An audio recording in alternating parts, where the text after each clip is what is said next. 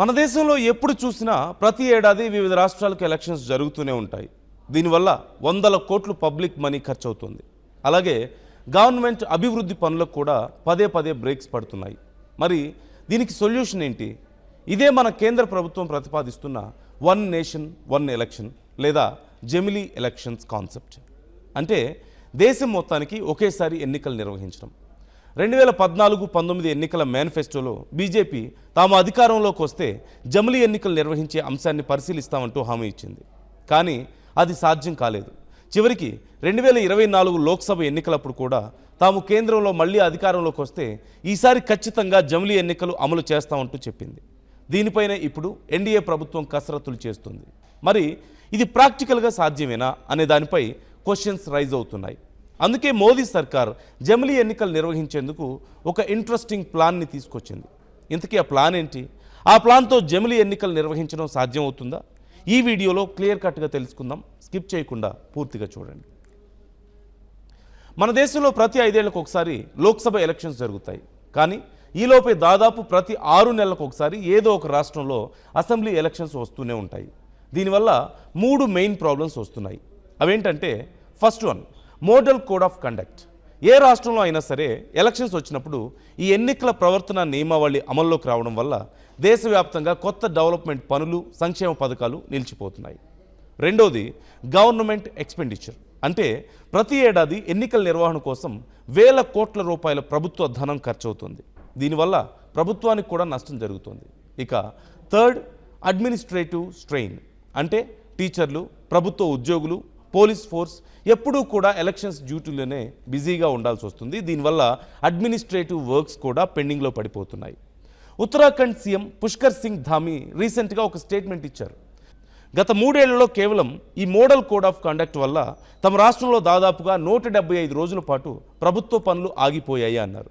అదే జమిలీ ఎన్నికలు వస్తే ఎలక్షన్స్ ఖర్చులు 30-35% వరకు తగ్గుతాయని, అలాగే ప్రభుత్వ పనులకు ఎలాంటి ఆటంకం ఉండదు అంటూ ఆయన చెప్పుకొచ్చారు. ఇక్కడ మీకు ఒక ఇంట్రెస్టింగ్ ఫ్యాక్ట్ చెప్పాలి.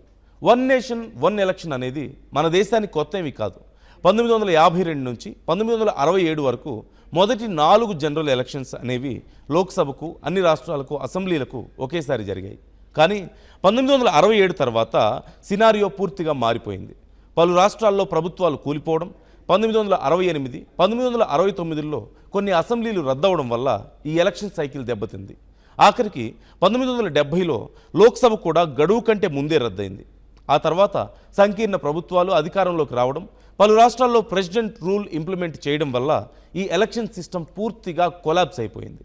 అందుకే లా కమిషన్, నీతి ఆయోగ్ లాంటి సంస్థలు మళ్లీ జమిలీ ఎన్నికలు నిర్వహించాలంటూ పదే పదే చెబుతూనే ఉన్నాయి. దీనికోసం 2023లో మాజీ రాష్ట్రపతి రామ్నాథ్ కోవింద్ నేతృత్వంలో ఒక హై లెవెల్ కమిటీ ఏర్పాటైంది.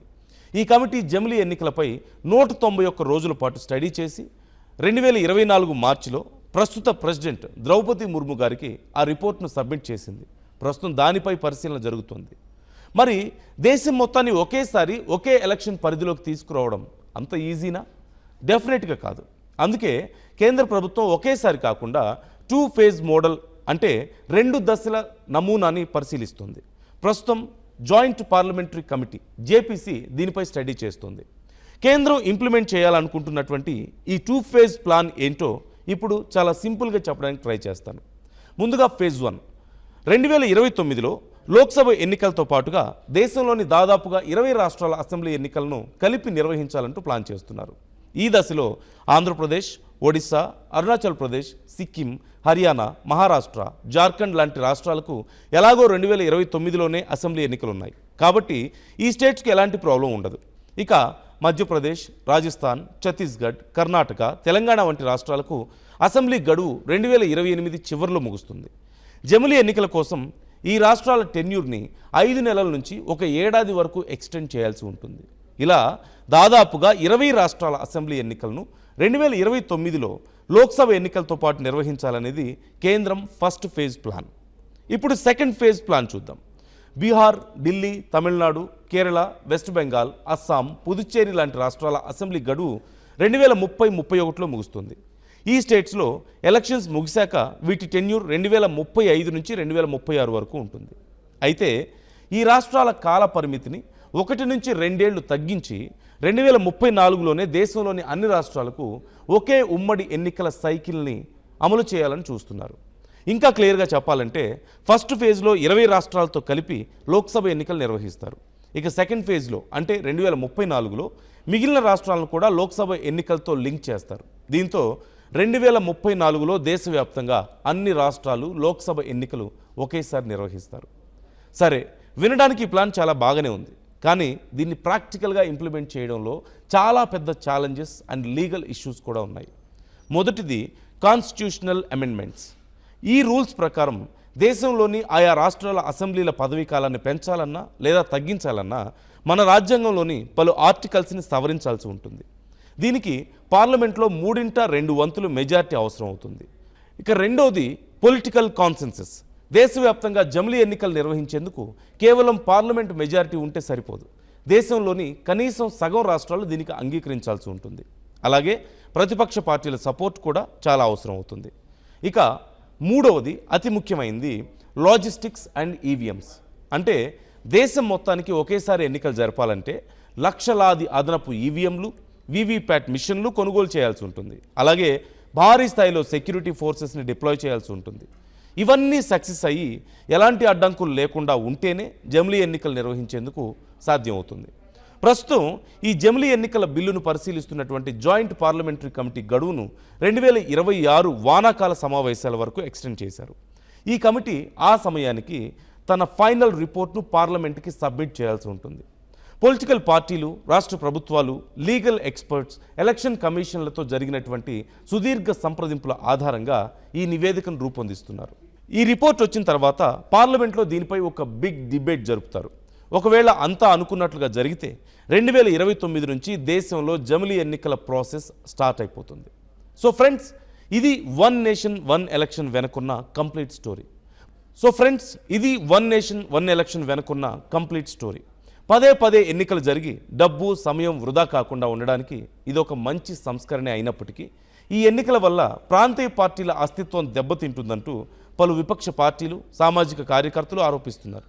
అందుకే ప్రాంతీయ పార్టీల అస్తిత్వం దెబ్బతినకుండా జమిలీ ఎన్నికలు నిర్వహించేలా జాగ్రత్తలు తీసుకోవాలని నిపుణులు సూచిస్తున్నారు. మరి మీ అభిప్రాయం ప్రకారం మన దేశంలో ఈ జమిలీ ఎన్నికలు రావడం మంచిదేనా?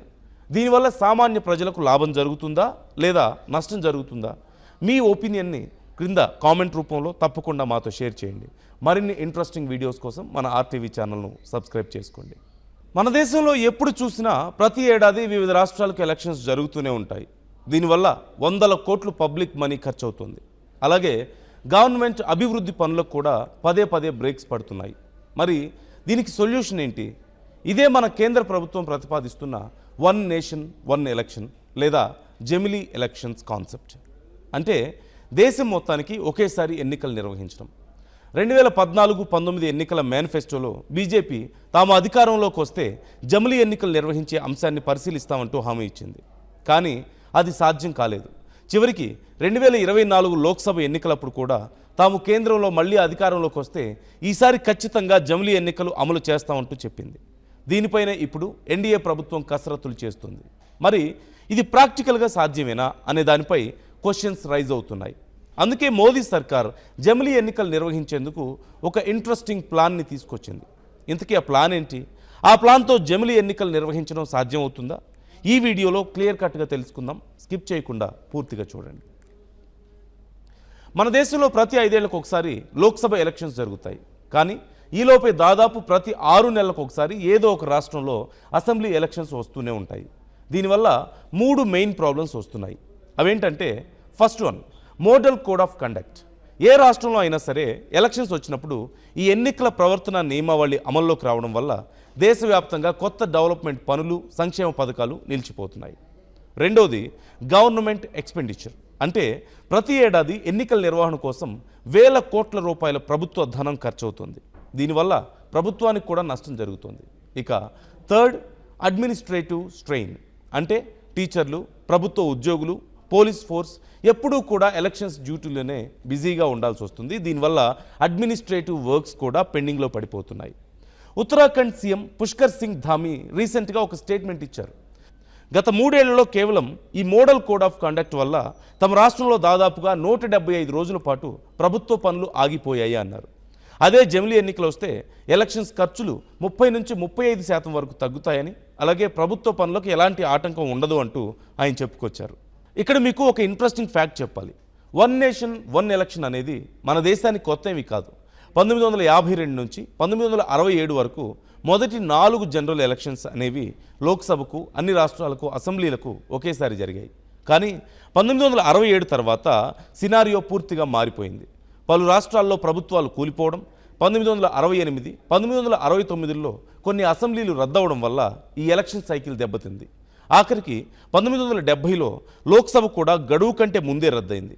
ఆ తర్వాత సంకీర్ణ ప్రభుత్వాలు అధికారంలోకి రావడం, పలు రాష్ట్రాల్లో ప్రెసిడెంట్ రూల్ ఇంప్లిమెంట్ చేయడం వల్ల ఈ ఎలక్షన్ సిస్టమ్ పూర్తిగా కొలాప్స్ అయిపోయింది. అందుకే లా కమిషన్, నీతి ఆయోగ్ లాంటి సంస్థలు మళ్ళీ జమిలీ ఎన్నికలు నిర్వహించాలంటూ పదే పదే చెబుతూనే ఉన్నాయి. దీనికోసం 2023లో మాజీ రాష్ట్రపతి రామ్నాథ్ కోవింద్ నేతృత్వంలో ఒక హై లెవెల్ కమిటీ ఏర్పాటైంది. ఈ కమిటీ జమిలీ ఎన్నికలపై 191 రోజుల పాటు స్టడీ చేసి 2024 మార్చిలో ప్రస్తుత ప్రెసిడెంట్ ద్రౌపది ముర్ము గారికి ఆ రిపోర్ట్ను సబ్మిట్ చేసింది. ప్రస్తుతం దానిపై పరిశీలన జరుగుతుంది. మరి దేశం మొత్తాన్ని ఒకేసారి ఒకే ఎలక్షన్ పరిధిలోకి తీసుకురావడం అంత ఈజీనా? డెఫినెట్గా కాదు. అందుకే కేంద్ర ప్రభుత్వం ఒకేసారి కాకుండా 2 ఫేజ్ మోడల్ అంటే 2 దశల నమూనాని పరిశీలిస్తుంది. ప్రస్తుతం జాయింట్ పార్లమెంటరీ కమిటీ జేపీసీ దీనిపై స్టడీ చేస్తుంది. కేంద్రం ఇంప్లిమెంట్ చేయాలనుకుంటున్నటువంటి ఈ 2 ఫేజ్ ప్లాన్ ఏంటో ఇప్పుడు చాలా సింపుల్గా చెప్పడానికి ట్రై చేస్తాను. ముందుగా ఫేజ్ 1 2029లో లోక్సభ ఎన్నికలతో పాటుగా దేశంలోని దాదాపుగా 20 రాష్ట్రాల అసెంబ్లీ ఎన్నికలను కలిపి నిర్వహించాలంటూ ప్లాన్ చేస్తున్నారు. ఈ దశలో ఆంధ్రప్రదేశ్, ఒడిశా, అరుణాచల్ ప్రదేశ్, సిక్కిం, హర్యానా, మహారాష్ట్ర, జార్ఖండ్ లాంటి రాష్ట్రాలకు ఎలాగో 2029లోనే అసెంబ్లీ ఎన్నికలు ఉన్నాయి. కాబట్టి ఈ స్టేట్స్కి ఎలాంటి ప్రాబ్లం ఉండదు. ఇక మధ్యప్రదేశ్, రాజస్థాన్, ఛత్తీస్గఢ్, కర్ణాటక, తెలంగాణ వంటి రాష్ట్రాలకు అసెంబ్లీ గడువు 2028 చివరిలో ముగుస్తుంది. జమిలీ ఎన్నికల కోసం ఈ రాష్ట్రాల టెన్యూర్ని 5 నెలల నుంచి 1 ఏడాది వరకు ఎక్స్టెండ్ చేయాల్సి ఉంటుంది. ఇలా దాదాపుగా 20 రాష్ట్రాల అసెంబ్లీ ఎన్నికలను 2029లో లోక్సభ ఎన్నికలతో పాటు నిర్వహించాలనేది కేంద్రం ఫస్ట్ ఫేజ్ ప్లాన్. ఇప్పుడు సెకండ్ ఫేజ్ ప్లాన్ చూద్దాం. బీహార్, ఢిల్లీ, తమిళనాడు, కేరళ, వెస్ట్ బెంగాల్, అస్సాం, పుదుచ్చేరి లాంటి రాష్ట్రాల అసెంబ్లీ గడువు 2030-31లో ముగుస్తుంది. ఈ స్టేట్స్లో ఎలక్షన్స్ ముగిశాక వీటి టెన్యూర్ 2035 నుంచి 2036 వరకు ఉంటుంది. అయితే ఈ రాష్ట్రాల కాల పరిమితిని 1 నుంచి 2 ఏళ్లు తగ్గించి 2034లోనే దేశంలోని అన్ని రాష్ట్రాలకు ఒకే ఉమ్మడి ఎన్నికల సైకిల్ని అమలు చేయాలని చూస్తున్నారు. ఇంకా క్లియర్గా చెప్పాలంటే ఫస్ట్ ఫేజ్లో 20 రాష్ట్రాలతో కలిపి లోక్సభ ఎన్నికలు నిర్వహిస్తారు. ఇక సెకండ్ ఫేజ్లో అంటే 2034లో మిగిలిన రాష్ట్రాలను కూడా లోక్సభ ఎన్నికలతో లింక్ చేస్తారు. దీంతో 2034లో దేశవ్యాప్తంగా అన్ని రాష్ట్రాలు లోక్సభ ఎన్నికలు ఒకేసారి నిర్వహిస్తారు. సరే, వినడానికి ఈ ప్లాన్ చాలా బాగానే ఉంది. కానీ దీన్ని ప్రాక్టికల్గా ఇంప్లిమెంట్ చేయడంలో చాలా పెద్ద ఛాలెంజెస్ అండ్ లీగల్ ఇష్యూస్ కూడా ఉన్నాయి. మొదటిది కాన్స్టిట్యూషనల్ అమెండ్మెంట్స్. ఈ రూల్స్ ప్రకారం దేశంలోని ఆయా రాష్ట్రాల అసెంబ్లీల పదవీ కాలాన్ని పెంచాలన్నా లేదా తగ్గించాలన్నా మన రాజ్యాంగంలోని పలు ఆర్టికల్స్ని సవరించాల్సి ఉంటుంది. దీనికి పార్లమెంట్లో 3/2 వంతులు మెజారిటీ అవసరం అవుతుంది. ఇక రెండోది పొలిటికల్ కాన్సెన్సస్. దేశవ్యాప్తంగా జమిలీ ఎన్నికలు నిర్వహించేందుకు కేవలం పార్లమెంట్ మెజారిటీ ఉంటే సరిపోదు. దేశంలోని కనీసం సగం రాష్ట్రాలు దీనికి అంగీకరించాల్సి ఉంటుంది.